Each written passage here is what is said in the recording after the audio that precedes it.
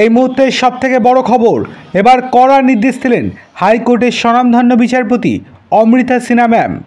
Garden রিচে বেআইনিভাবে তৈরি হওয়া বহুতলের নিচে চাপা পড়ে একের পর এক মৃত্যুর সাক্ষী থাকলো এই শহর।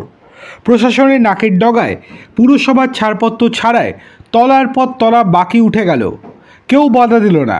তারপরেই অতর্কিতে সেই বাড়ি গিলে খেলো 9টি থেকে 10টি প্রাণ। বেআইনি বহুতল ভেঙে মৃত্যু হলো 10 জনের। ধ্বংসস্তূপে প্রাণের খোঁজ চলছে এখনও। এত বড় দুর্ঘটনার পরও ঘুম ভাঙল পুরসভার। বিপজ্জনকভাবে হেলে থাকা আরও বাড়িগুলিকে চিহ্নিত করা হলো। অনুমতি ছাড়াই তৈরি হয়েছে 5টি বহুতল। গার্ডেন রিচ যেন মৃত্যুফাঁদ। এই আবহেই বেআইনি বাড়ি ভেঙে ফেলা নিয়ে উল্লেখযোগ্য পর্যবেক্ষণ কলকাতা হাইকোর্টের।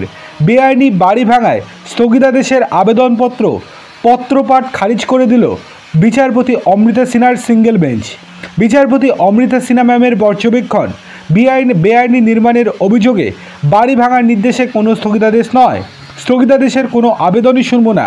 যে আদালতই এই নির্দেশ দিক সেটাই বহাল থাকবে। গার্ডেন রিচে বহুতল বিপর্যয়ের আবহে বিচারপতির মন্তব্য, আগে মানুষের জীবন সুরক্ষিত হোক। আদালত এই ধরনের মামলায় কোনো হস্তক্ষেপ করবে না। বিচারপতি সিনহার স্পষ্ট বক্তব্য, বাড়ি ভাঙার নির্দেশের বিরুদ্ধে কোনো মামলার অনুমতি নয়। মঙ্গলবার বেআইনি বাড়ি ভাঙায় স্থগিতাদেশ চেয়ে 3টি মামলার আবেদন আসে হাইকোর্টে। এই দিন এই সংক্রান্ত 3টি মামলার একটিও গ্রহণ করেননি বিচারপতি অমৃতা সিনহা ম্যাম।